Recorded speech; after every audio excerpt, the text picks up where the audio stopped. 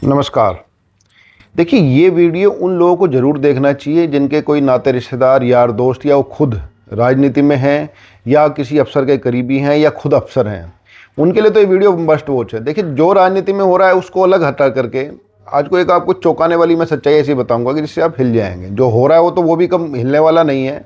जो बिल्कुल निश्चित आप ठीक समझ रहे हैं बात। जो है ना, हरियाणा के जो एडीजीपी रहे हैं आईपीएस जो है ना पूर्ण कुमार सिंह, जिन्होंने आत्महत्या की है और जिसको आत्महत्या को लेकर के रोज़ नए राज खुल रहे हैं। आज भी कुछ ऐसे राज खुले हैं कि जिससे आप दंग रह जाएंगे। खैर, वो एक अलग बात है। लेकिन आप सबसे पहले आप देखिए, जिन्होंने आत्महत्या की वो खुद आईपीएस अफसर हैं। मतलब कि आईपीएस अफसर देश की दो ही मतलब रीढ़ की हड्डी हैं, एक आईएएस है और आईपीएस है। इनकी पत्नी आईएएस हैं, ये खुद आईपीएस हैं। और आईपीएस भी छोटे मोटे पद पे नहीं थे। मतलब कि एडीजीपी जो है ना पुलिस के थे। मतलब पुलिस के दो ही बड़े पद होते हैं, डीजीपी होता है, उसके बाद ये थे। उसके बाद भी इन्होंने आत्महत्या करी। और आत्महत्या करने का कारण जो बताया इन्होंने, जो अपने जो सुसाइड जो नोट है उसमें लिखा है कि शोषण इनका हुआ है। मतलब जो जातिवाद जो रंग है वो पूरा का पूरा है इसमें।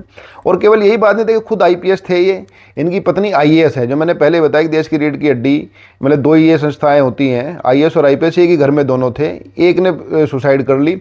और इनके जो फूफा हैं वो भी पंजाब के डीजीपी रह चुके हैं। तो मतलब ये समझ थे कितना ताकतवर परिवार। अगर आप ताकत की परिभाषा पद से मानते हैं, पैसे से मानती है, तो कितना ताकतवर परिवार है।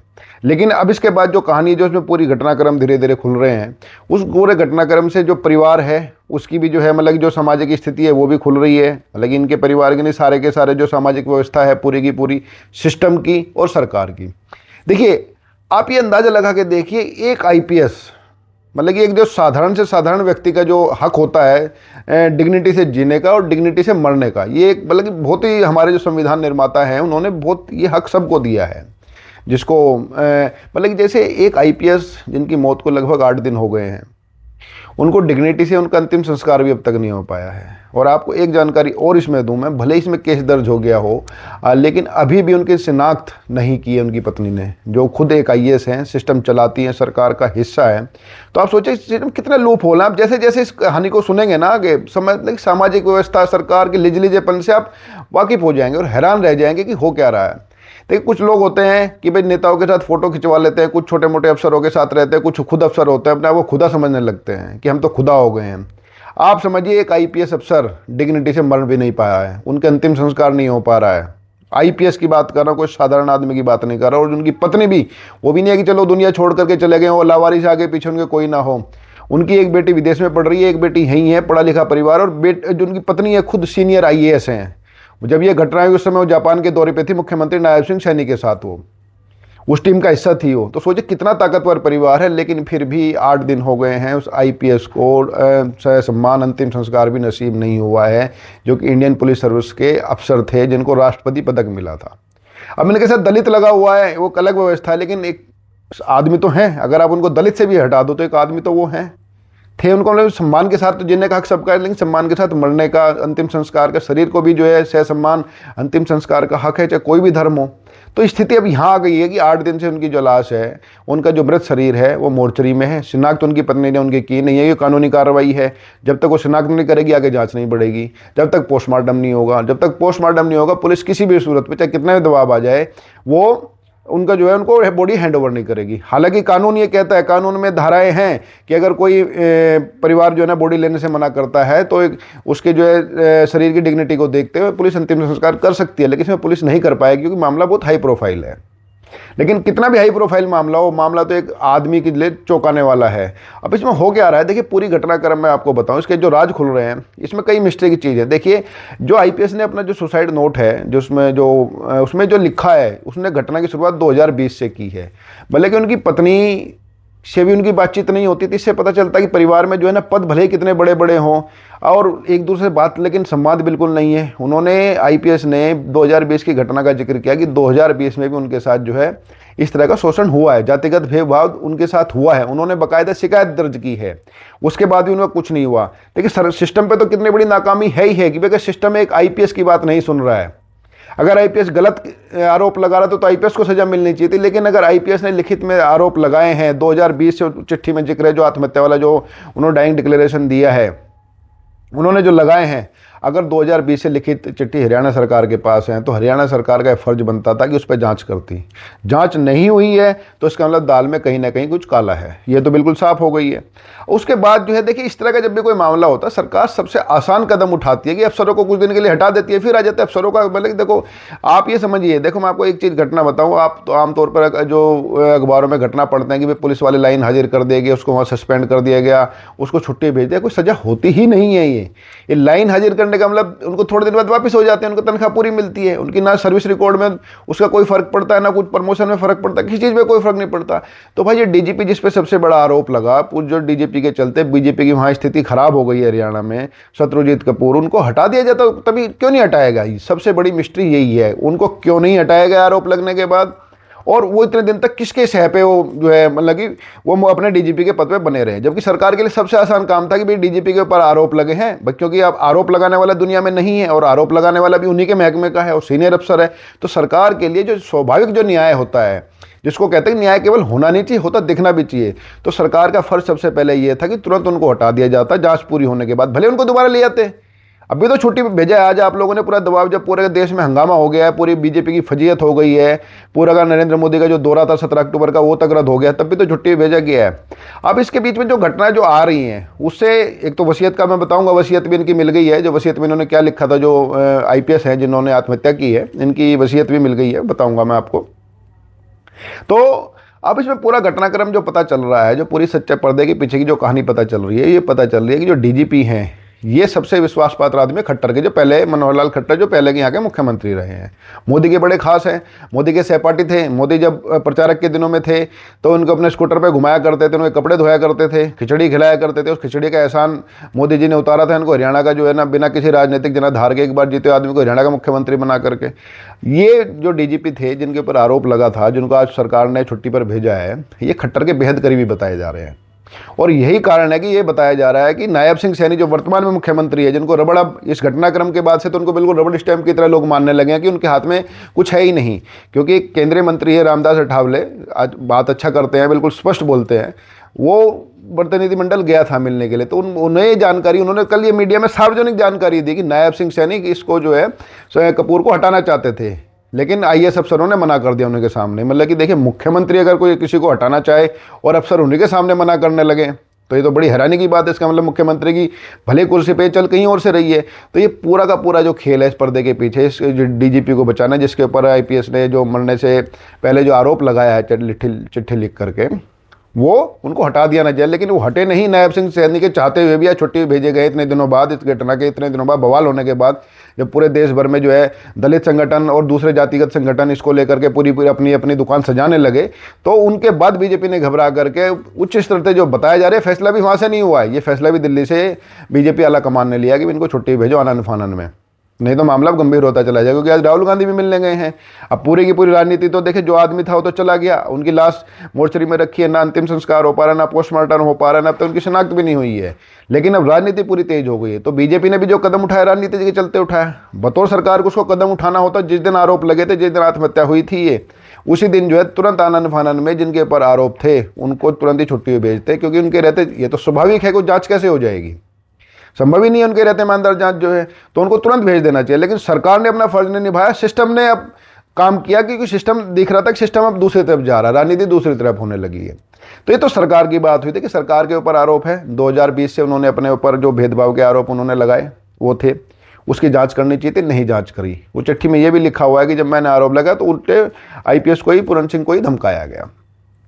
तो ये भी बात है कि सरकार ने अपना काम नहीं निभाया, सिस्टम कितना खराब है। और हम सोचते हैं कि सिस्टम हमारे लिए बना, आम आदमी देखिए, जो एक IPS की गति हो जाए और एक IAS जिसकी पत्नी IAS हो उसकी गति हो जाए, तो आम आदमी किसके भरोसे उठेगा। तो इस सबसे पहले जनता को भी, सरकार को भी सिस्टम को बदलने की सोचना चाहिए कि अगर IAS और IPS पति पत्नी अपने एक जो मरहूम पति है उसको एक IAS पत्नी इंसाफ नहीं दिलवा पा रही है, तो बाकी के आम आदमी का क्या होगा, क्या सिस्टम होगा।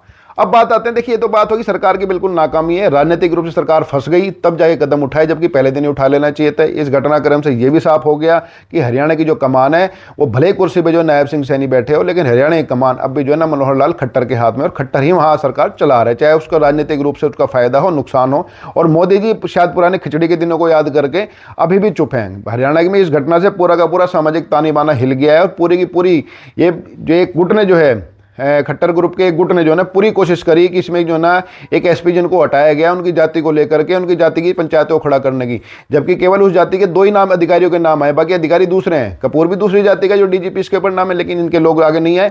कोशिश वहीं से की गई पूरी की पूरी सामाजिक ताने बाने को बिखेर करके इसको खेल खेलने की। लेकिन चलो हरियाणा के लोग समझदार निकले, वो नहीं फंसे इस खेल में, देख रहे हैं दूर से। और दलित संगठनों की भी जो है, जो दलित संगठन है उनकी भी जो है जनता बात जरूर सुन रही है, लेकिन एक्ट नहीं कर रही है। वो सिर्फ सरकार पे दबाव बना रही है, और सरकार के दबाव का नतीजा है कि अब उसको जो है डीजीपी को छुट्टी पे भेजा गया है। लेकिन अब बात आते हैं परिवार पे। भाई आप आईपीएस हो, आपकी पत्नी आईएएस है, मतलब कि आपने सिर्फ पदों से शादी की है। 2020 का उस घटना में जिक्र है, तो मतलब कि अपनी पत्नी जो आईएएस हैं उनको अपने पति से उनकी बातचीत नहीं होती थी क्या? मतलब सिर्फ पदों की शादी होने लगी है अभी, कि एक आईएएस हो जाए, एक आईपीएस हो जाए, एक चंडीगढ़ में पोस्टिंग रहेगा, एक जो है पंचकुला में पोस्टिंग रहेगा, सिर्फ जो है ना पद का लाभ कमाएंगे। मैंने परिवार नाम की संस्था तो बिल्कुल बिखर गई है। बेटियां उनके साथ नहीं रहती थी। भाई 2020 से अगर इतना आदमी इतना डिप्रेशन में है कि शिकायतें कर रहा है लगातार, तो उसकी पत्नी को जानकारी नहीं है, जो कि पत्नी कोई मतलब कि साधारण पत्नी नहीं है। ऐसा नहीं कि उसको सुबह उसको बच्चों के लिए नाश्ता बना के देना है, या घरे कार्य करने वाले, या जानवरों का काम करना है, दूध निकालना है, जानवरों का जो है ना चारा करना है, गोबर लीपना है। वो ऐसी पत्नी नहीं है, वो एक सीनियर आईएएस पत्नी है। और सीनियर आईएएस का मतलब है कि उनको घर परिवार की चिंता तो हो नहीं सकती कि भाई हमारे बच्चों का क्या होगा, हमारे पैसे कहाँ से आएंगे। दोनों हाईएस्ट ग्रेड के पैसे उनके पास हैं। तो उसके बावजूद भी अगर पत्नी के पास इतना समय नहीं है कि वो अपने पति से पूछ लगे कि भैया तो इतने दिनों से परेशान क्यों लग रहा है। देखिए आत्महत्या जैसा कदम वो भी इतना बड़ा सीनियर अफसर आसानी से नहीं उठाएगा। कहना आसान होता है, अगर हम नाखून भी काटेंगे उसमें भी दर्द हो जाता है। तो उसने तो अपनी जान ली है, तो चाहे डिप्रेशन की वजह से ली हो, चाहे किसी भी वजह से ली है, तो दोनों में पत्नी को ये बात तो जरूर पता होनी चाहिए थी। जो पत्नी अब पूरे कानून की पूरी पोथी लेके बैठ गई हैं, उस पत्नी ने अगर हल्का सा बिना फर्ज निभाया होता बतौर पत्नी, अब तो पत्नी पूरे कानून लेके बैठी हुई है कि भाई मैं जब तक जो है ना मेरी मांगे नहीं मानी जाएंगी, मैं पोस्टमार्टम नहीं होने दूंगी, मैं लैपटॉप नहीं पुलिस को दूंगी। अब इसमें देखो एक मिस्ट्री एक लैपटॉप की भी आ गई है। जो आईपीएस ने अपने आप को जो गोली मारी है, गोली मारने से पहले जो उन्होंने जो लेटर है, वो आत्महत्या वाला जो लेटर है जिसको डाइंग डिक्लेरेशन कहा जा रहा है, वो उसी लैपटॉप से टाइप किया है। और लैपटॉप से टाइप करने के बाद अब चंडीगढ़ पुलिस ये कहती है कि भाई जब तक हमें लैपटॉप नहीं मिल जाएगा, क्योंकि एक आदमी की जान गई है, और जो जान गई है उनका अफसर रहा है उनका, वो भी भले ही उसी महकमे के अफसरों पे उसने आरोप लगाए हों, लेकिन जांच तो जांच ही है, तो कानून बदला जाए पूरा का पूरा, जांच ऐसे नहीं होगी, लेकिन जांच करने का तरीका तो ऐसे रहेगा। और जब तक कि लैपटॉप की जांच नहीं हो जाएगी, पुलिस ये कैसे मान लेगी कि लेटर जो है उन्होंने ही लिखा है, उन्हीं के लैपटॉप से लिखा गया है, वो कब उसके अंदर लॉगिन हुए, कब उनकी आईडी लगी, मरने से पहले बात तो किसी ने आईडी नहीं। लेकिन देखो हत्या आत्महत्या ये एक बड़ी मिस्टीरियस चीज़ है। हालांकि अब तक के जो प्राइमा फेसी है सभी लोग कह रहे हैं आत्महत्या है, मेरे पास भी कोई तथ्य ऐसे नहीं है जिसको मैं कहूँ कि ये किसी और तरह की घटना है। लेकिन जिस तरह से पत्नी लैपटॉप देने से मना कर रही है, और कोई पत्नी, फिर मैं कह रहा हूँ कोई साधारण पत्नी नहीं है, वो सीनियर आईएएस अफसर है। मुख्यमंत्री के जो कैबिनेट है उसमें मतलब जो कैबिनेट की जो कोर जो अफसर होते हैं, एक तो कैबिनेट मंत्री होते हैं, जो कोर अफसर होते हैं उनमें वो शामिल है, सीनियर आईएएस अफसर है उनकी पत्नी। वो अभी जापान दौरे में भी साथ थी डेलीगेशन में जो है। तो ऐसी पत्नी जो इतनी ताकतवर है, इतने रसूखदार है, अगर वो लैपटॉप देने से मना कर रही है पुलिस को, सिर्फ इसलिए वो कुछ का जो इनका ये कहना है कि मुझे पुलिस पे भरोसा नहीं है, तो भैया पुलिस पे अगर भरोसा नहीं है तो आप एसआईटी की मतलब सीबीआई जांच की मांग करो। सीबीआई जांच की मांग अब तक भी उन्होंने नहीं की है, लेकिन उन्होंने लैपटॉप नहीं दिया है, और वो मर्डर वेपन जो है या मर्डर या जिससे उन्होंने सुसाइड की है वो भी अब तक जो जहां होना चाहिए था वहां नहीं है। और जब तक इस लैपटॉप की सीएफएल जांच नहीं कर लेगी, जब तक ये ना पता चल जाए कि उन्होंने लॉगिन कब किया था, किस टाइम हुआ था, तब तक जांच आगे बढ़ ही नहीं सकती। और इसमें तकनीकी पहलू ये भी है कि उनकी पत्नी ने अब तक उनकी जो है डेड बॉडी की जो शिनाख्त नहीं की है, शिनाख्त नहीं तो पोस्टमार्टम नहीं होगा। तो ये सब चीज़ें ऐसी गुत्थी उलझती जा रही हैं। और इसमें जो मैंने आपको जो पहले बताया था, एक वसीयत भी इसमें खुलकर आई है। वसीयत भी ये है कि जो आईपीएस ने अपने आप को गोली मारने से पहले एक वसीयत लिखी थी, जिस वसीयत में सारी संपत्ति उन्होंने अपनी जितनी भी चल संपत्ति हैं, उनकी 2 बेटियां हैं उनके नाम नहीं, उनकी पत्नी के नाम की है। जो उनकी पत्नी है सारी अचल संपत्ति उनकी पत्नी के नाम की है ये। तो अब सारे जो घटनाक्रम है ये अब देखिए। और इसके साथ एक जानकारी और भी है, इनका एक ड्राइवर है जो आईपीएस थे, इनका एक ड्राइवर है जो इनके साथ सर्विस में हमेशा इनके साथ रहा है। उस ड्राइवर को भी कुछ दिन पहले ही एक व्यापारी से, एक शराब व्यापारी है, उनसे इनके नाम से रंगदारी मांगने के आरोप में हरियाणा पुलिस ने ही गिरफ्तार किया है। उसका जो शराब व्यापारी का ये कहना था, जिसने जो उसकी रिकॉर्डिंग की और जो पुलिस को उसने बताया कि आईपीएस के नाम से 2.5 लाख रुपए महीने की वो रंगदारी मांग रहे थे। तो उसने पुलिस में शिकायत की, पुलिस ने ड्राइवर को गिरफ्तार किया। बताया भी जा रहा है कि ड्राइवर को छुड़ाने के दौरान भी इनकी जो है ना पुलिस अधिकारियों से बातचीत हुई है, बिगड़ी है, क्या हुआ है पता नहीं, लेकिन मेरे पास इसके तथ्य नहीं है। लेकिन ये जो बात है, ये आरोप इस तरह के लग रहे हैं। अब देखिए, वसीयत निकली है, वसीयत में सारी संपत्ति इस आईपीएस ने अपनी पत्नी के नाम की है, जो कि सीनियर आईएएस अफसर है। वो सीनियर आईएएस अफसर जो है अपने पति का लैपटॉप, जो मतलब कि वैसे भी अब एक जो है वो क्राइम, मतलब कि जो क्राइम का जो एविडेंस है वो उसका मतलब कि एविडेंस है, जिसको सबूत है गुनाह का, जो भी गुनाह वहाँ हुआ है, आत्महत्या हुई है, जो कि अब तक प्रथम दृष्टया आत्महत्या ही है, उस लैपटॉप को पुलिस को जांच के लिए नहीं दे रही है। अपने पति की डेड बॉडी की शिनाख्त नहीं कर रही है, पोस्टमार्टम होने नहीं दे रही है। लगभग 8 दिन इस चीज़ को हो चुके हैं। और जो एक आईपीएस है, जिसने मतलब कि जिसको राष्ट्रपति पदक मिला हुआ है, मतलब कि आपको बताऊँ, जो आईपीएस थे इनको राष्ट्रपति पदक तक मिला हुआ है, सम्मानित आईपीएस अफसर थे ये, लेकिन उसके बावजूद भी सिस्टम ऐसा जड़ होके बैठ गया है कि मतलब कि ऐसी मिस्ट्री होके बैठ गई है कि भाई पता नहीं क्या होने जा रहा है, कैसे होगा। और आम आदमी इस चीज़ को इतने हैरानी परेशानी से देख रहा है कि अगर इतने बड़े बड़े लोगों के साथ ऐसी घटनाएं हो रही है तो उनकी क्या बिसात है पूरे सिस्टम के सामने। भाई इनकी पत्नी ने अब तक सीबीआई जांच की मांग नहीं करी, राहुल गांधी वहाँ चले गए, आज चिराग पासवान भी वहाँ चले गए, नायब सिंह सैनी वहाँ चले गए, मुख्य मोदी जी का दौरा होने वाला था अभी 17 अक्टूबर को, लेकिन जो माहौल वहाँ का जो गर्मा गया इस पूरे घटनाक्रम को लेकर के, उससे जो है उनका दौरा रद्द करना पड़ा। लेकिन इस बारे में एक आदमी बिल्कुल चुप है, कोई शब्द नहीं बोल रहा, जिसके ऊपर लगातार उंगली उठ रही है वो है मनोहर लाल खट्टर। ना नायब सिंह सैनी बोल रहे हैं कि उनके ऊपर जो रिमोट से चलने का जो आरोप लग रहा है वो है।